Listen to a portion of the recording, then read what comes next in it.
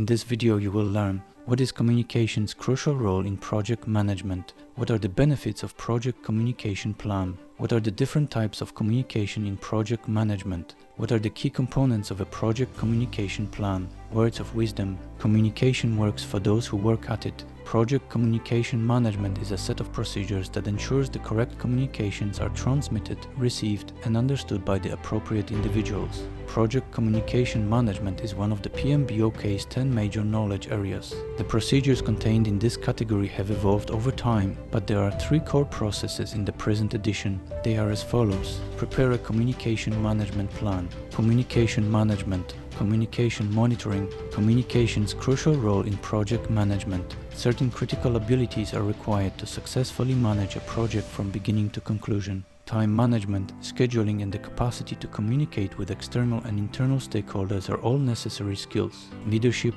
critical thinking, and risk management are also at the top of the list. But maybe the most critical quality for project management is one which underpins all of the others: communication.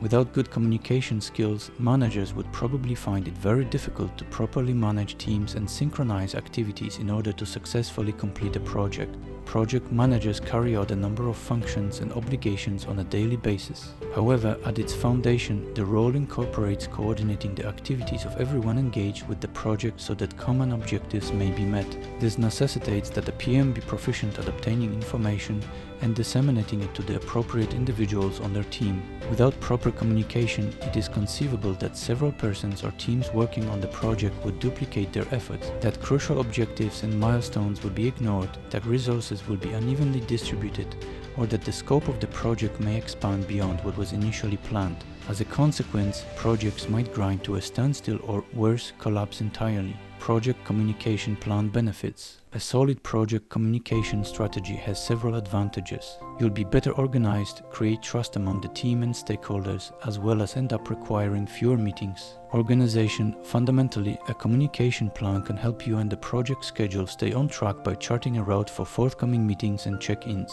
Team unity. Making sure everyone is informed promotes trust and helps in managing expectations. Griffin also highlights the need for good communication, which allows teams to cooperate, flourish, and provide the same quality of service even when they are distant. Stakeholder input. Having a communication calendar in place allows for early and continuing input from important stakeholders. Accountability. A well-made plan will guarantee that people are held responsible for reporting their job status and will generate a trail of evidence of reports made to higher-ups. Establish confidence. Demonstrate to the team and upper management that you understand their requirements and when they require it. Fewer meetings. Meetings consume a significant amount of time and resources. An effective communication strategy allows you to communicate knowledge more frequently and in fewer sessions. More importantly, everyone will be aware of when to anticipate updates right away. Credit Pinterest.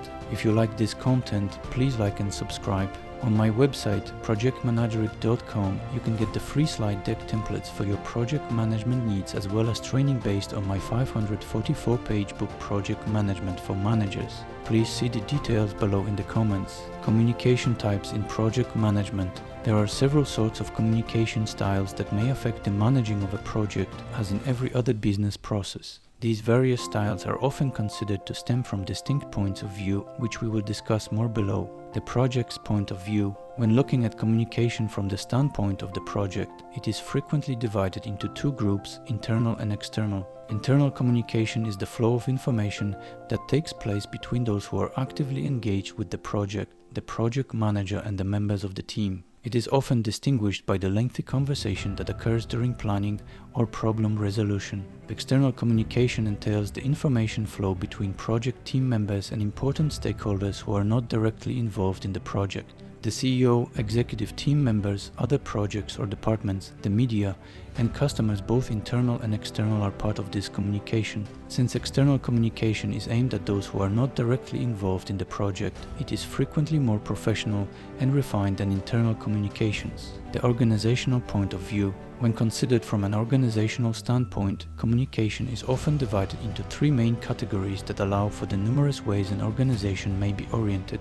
Vertical communication occurs between personnel operating at various hierarchical levels inside an organization and is sometimes known as upward or downward communication. Upward communication might include a project team member informing the project manager regarding a specific blockage impeding the completion of a job, or the PM updating their superior about the project's progress. When a project manager sends responsibilities to members of their team, this is an example of downward communication. Horizontal communication occurs inside an organization between persons who work on the same tier. It refers to communication between peers and coworkers, like when the team meets for a regular scrum or stand-up meeting. Diagonal communication, which refers to communication between personnel across distinct functional departments or divisions inside the company, is mainly confined to larger corporations and institutions. A project manager in charge of monitoring a mobile app development, for example, can consult with a software team member to see how they handled comparable concerns or obstacles. When participating in any of the three types of communication, a project manager or team member must grasp the underlying politics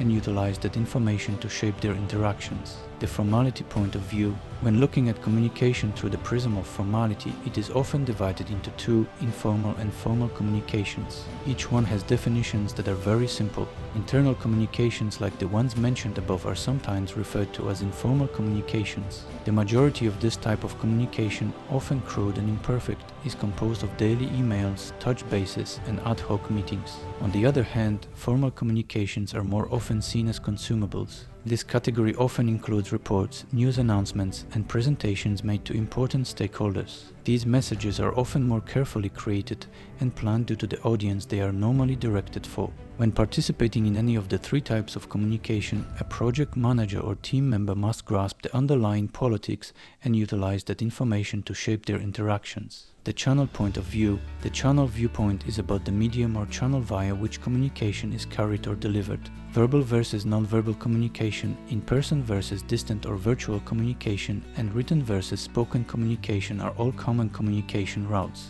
It's vital to note that each channel of communication has advantages and drawbacks that a project manager must be conscious of and take advantage of. For instance, in-person communication allows the parties to notice body language and manner, which may impact the message being transmitted. However, this is not always feasible owing to the rising usage of remote teams in corporations. Similarly, written communication enables the writer to customize their language to express exactly what they would like to share, but it may lack particular nuances that are apparent in spoken communication.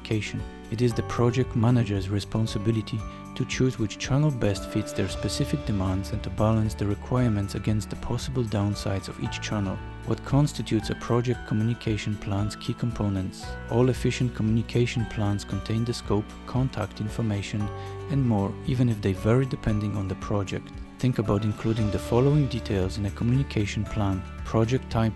Give the project a name to make it simple to locate and refer to it. When planning a meeting as well as update schedule, take into account the expected duration of the project and how many individuals are engaged. Larger projects will need more meetings at various intervals. Determine key players, find out who is communicating, what information they are exchanging, and who is in charge of updating. Contact details. To facilitate and streamline communication, arrange the team members' and stakeholders' contact information. Communication frequency. Make a plan for how you intend to convey particular types of information. Taking it slowly. Project updates are generally made once a week at most. You don't want to send out a flood of emails that people will miss or get overwhelmed by. Short and simple is the best way to go. Communication styles. It may be helpful to transmit different sorts of information in different ways. Some information, for instance, may be better shared in real time over meetings or through phone calls and video conferences. In contrast, asynchronous means such as email or workplace message boards are occasionally suitable. Project size and scope. Each project has unique communication requirements. To establish communication requirements, employ a project scope framework to design your project. Once you've determined the scope, think about preferred modes of communication, particularly for C-level stakeholders. Communication objectives. Examine previous projects for particular techniques to replicate or enhance. Consider previous post-mortem results and lessons that are learned to make sure you are building and executing best practices. Click on the video card on the right to understand project communication management. If you like this content, please like and subscribe. On my website, projectmanagerik.com, you can get the free templates for your project management needs, as well as training based on my 544-page book Project Management for Managers. Program and project portfolio management in banking translated into 9 languages and counting. Please see the details below in the description and where to buy my book and what is the best program and project management software, PPM.